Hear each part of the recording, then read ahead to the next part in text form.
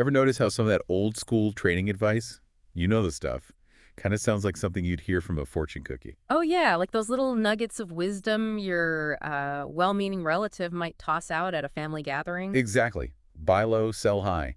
The trend is your friend. It's all pretty familiar stuff. But today, we're diving deep into a way to make this advice actually fun and memorable. Right, we're going to inject some humor into these trading sayings and see if a chuckle or two can help them stick. So we dug through a bunch of sources, and it turns out there's a real case to be made for using humor as a learning tool, even when it comes to, well, something as seemingly serious as trading. You'd be surprised how effective a little laughter can be when you're trying to wrap your head around a new concept. So are you ready to give some of these classic trading sayings a comedic makeover? Absolutely. Let's start with the one we all know. Buy low, sell high. Seems straightforward enough, right? Sure, in theory. But how do we make it, actually funny? Well, imagine you're at a giant yard sale. You know, the kind where people are practically giving stuff away. Okay, I can picture it. Rows and rows of, like, slightly dusty treasures just waiting to be discovered. And amidst all the slightly used garden gnomes and mismatched teacups, you spot it. A vintage record player in pristine condition. Ooh, a record player. Nice find. What kind is it? It's a classic, let's say, a 1960s turntable, and the seller's practically begging you to take it off their hands for like $5. $5. That's a steal. Right, you're buying low. Then, a few weeks later, you're browsing online and realize that same model of record player is going for hundreds of dollars on those vintage audio websites. Oh, wow. So you list it online, and bam, you suddenly got a bidding war on your hands. Exactly. And when you finally sell it, you're laughing all the way to the bank. That's selling high. I love it. You've turned buy low, sell high into a relatable story. It's not just an abstract concept anymore. It's a treasure hunt. And speaking of relatable stories, how about we tackle another trading concept? The stop-loss order. Now, this might sound a bit technical at first. Stop loss order. Okay, I'm all ears. I mean, Yeah. especially if we're talking about turning something technical into something a little more fun. Hit me with it. So a stop-loss order is basically an instruction to sell a stock if it drops below a certain price that you set. Think of it as a safety net to limit your potential losses. A safety net. Okay, I think I'm following so far. But how do we make this safety net idea funny? Do you have a story in mind? Absolutely. Picture this. You're at a carnival. Ooh, a carnival. I love carnivals.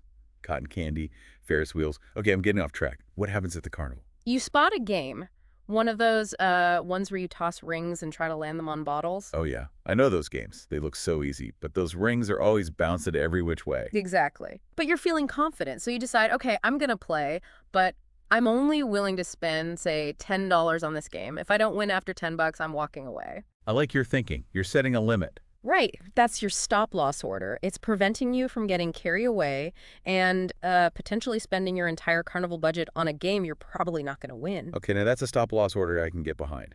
You've managed to take something that could be, a little intimidating and turn it into a fun day at the carnival. The key is to find those everyday scenarios that help illustrate these financial concepts in a way that makes them stick in your mind. Totally. So what other financial wisdom can we give the humor treatment? Any more ideas from our source material? Let's talk about diversification. One of the most common pieces of advice you hear in investing is to diversify your portfolio. Don't put all your eggs in one basket, right? Exactly.